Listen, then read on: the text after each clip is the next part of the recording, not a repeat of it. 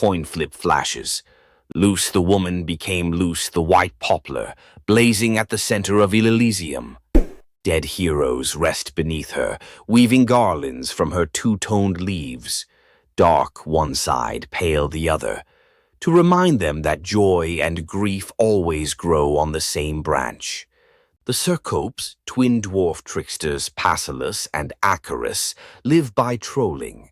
They steal Heracles' bow and club, giggling about how the hero's butt is black as a kettle from soot. Heracles wakes, grabs both by the ankles, slings them over a pole like squirming fish, and marches toward the city to sell them. Dangling upside down, blood rushing to their heads, the twins can't stop roasting him. Even Heracles, no stranger to rage, breaks into reluctant laughter. But Zeus, hearing their unfiltered comedy, decides the world needs more mischief. He transforms them into the first monkeys, bodies still small, faces still grinning, forever swinging by what once bound them, their own tails. Sailors claim the Cercopes occasionally regain speech during eclipses, whispering new insults at any heroic statue within earshot. King Lycurgus hated surprises.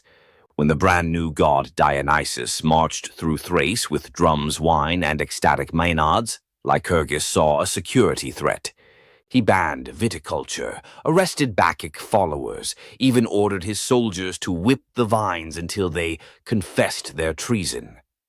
Dionysus escaped into sea foam, but vengeance fermented quietly. First, the king's barley crops twisted into miniature grape clusters. Then, every cup in the palace turned to wine, no matter what was poured. Finally, Lycurgus woke screaming. Vines were sprouting from his own feet, snaking up his calves, pinning him to the palace floor. He hacked at them only to realize he was slicing his own flesh. The vines were his veins. Driven mad, he swung an axe at what he thought were tendrils on an oak and beheaded his heir. The gods let him blister in that guilt until locals, terrified, bound him and hurled him into Mount Pangaion's man-eating cave. The vines retracted, but his screams never did. Acontius, a handsome nobody from Chios, spots rich girl Cydippe under the temple colonnade. He can't speak to her, class gap miles wide, but he can exploit Olympus's fine print. He scratches on an apple. I swear by Artemis to marry Acontius. He rolls it to her sandal. She idly picks it up and reads the words aloud, which, in Artemis's precinct, equals a binding oath. Cydippe leaves, confused, but every time her father arranges a proper fiancé, she collapses with fever, so savage priests fear plague. The oracle digs through the divine TOS and finds the hitch. She's already sworn. When Cydippe finally weds Acontius, the fevers vanish. Artemis shows up, not angry but amused, honoring the couple with everlasting fidelity in exchange for the clever tribute. Moral: speak casually under a goddess's roof, and the contract is in ink you can't see. Long before the Trojan War, the island had no king, only scattered fishermen and goats. Then a stranger arrived, Cycreus, towering, scarred, carrying a bronze spear notched with unknown runes. He spoke little, ate alone, but worked miracles. He dug cisterns where springs burst overnight, charmed a wild stallion into kneeling, and once, locals swear, stood barefoot in a ring of fire to prove courage to the storm god. By year's end, the islanders begged him to rule. They didn't know he walked with a secret. He dreamt every night of fire-scaled dragons devouring his childhood village, and woke with soot under his nails, though no hearth burned nearby. Months after his coronation, goats began disappearing. Nets came up shredded as if bitten by iron teeth. One dusk, a shepherd stumbled into the agora, eyes wide, clutching a bronze scale the size of a dinner plate, edges smoking. He'd found it at the mouth of a cave where the mountain met the sea. Cycreus said nothing, only studied the scale under torchlight. It matched the color of the runes on his spear.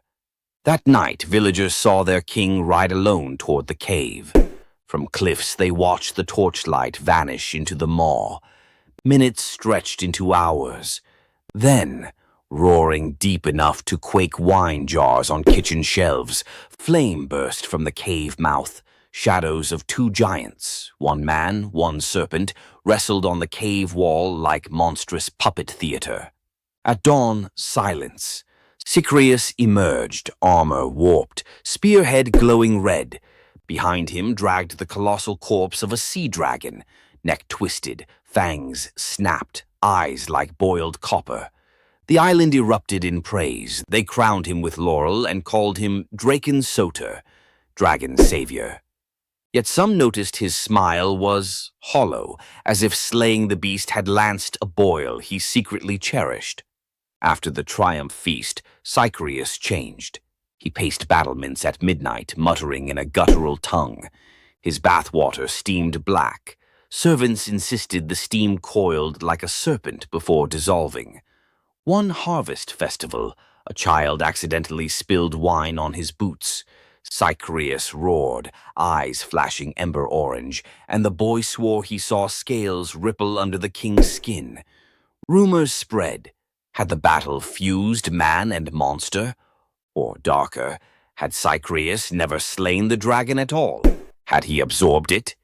When storms flattened olive groves and fishermen found their nets burnt as though by underwater fire, the islanders panicked.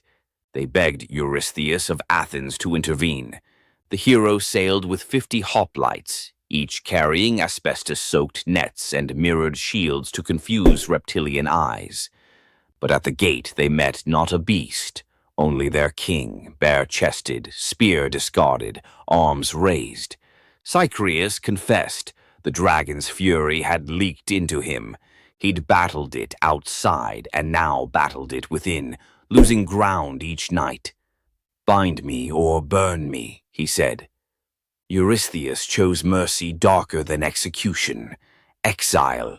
He ferried Cycraeus to Eleusis, gift-wrapping the cursed king for the goddess Demeter, whose own grief could understand corrupted power. Demeter accepted,